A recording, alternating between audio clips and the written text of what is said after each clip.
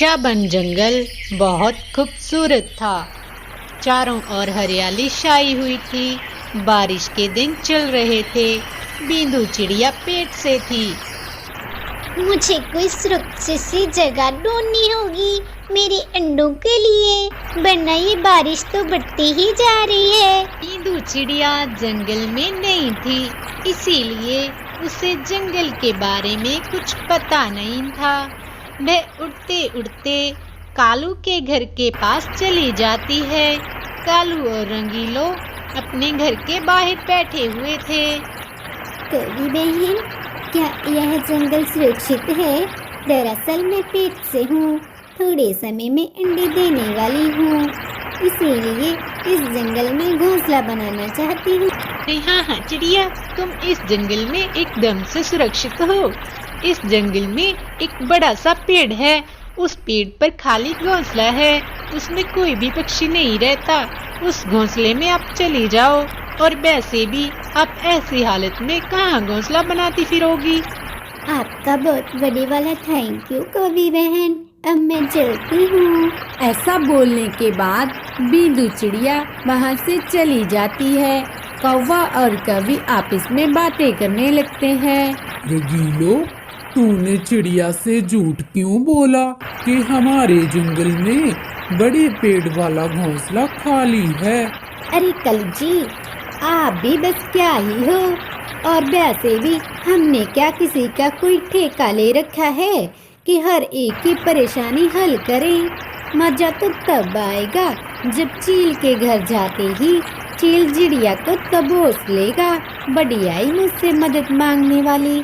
उधर बींदू चिड़िया रंगीलों के बताए घोंसले में चली जाती है।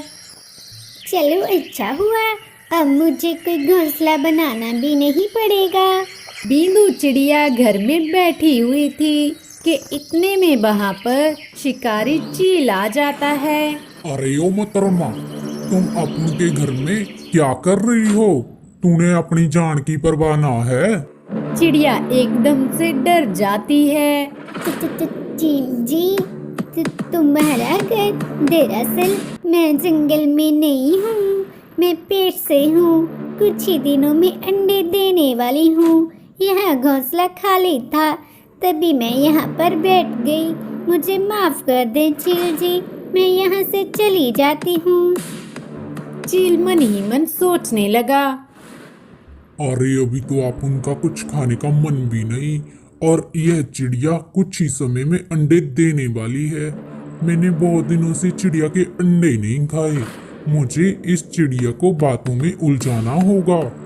अरे चिड़िया, तुम पेट से हो तो कोई बात ना, तुम अपन के घर में रह सकती हो। अपन एक अच्छा शिकारी पक्षी है, तेरे अंडे आने तक तुम अपन के घर में रह सकती हो। और हाँ, थारे अंडे और तुम अपन के घर में एकदम से सुरक्षित हो। बींदू चिड़िया चील की बात मान लेती है। ऐसे ही कई दिन बीत जाते हैं और अगली सुबह बींदू 2 अंडों को जन्म दे देती है और चील भी घर में आ पहुंचा। चील भाई, देखो मैंने अंडे दे दिए हैं। चील मन ही मन बहुत कुछ सोच रहा था।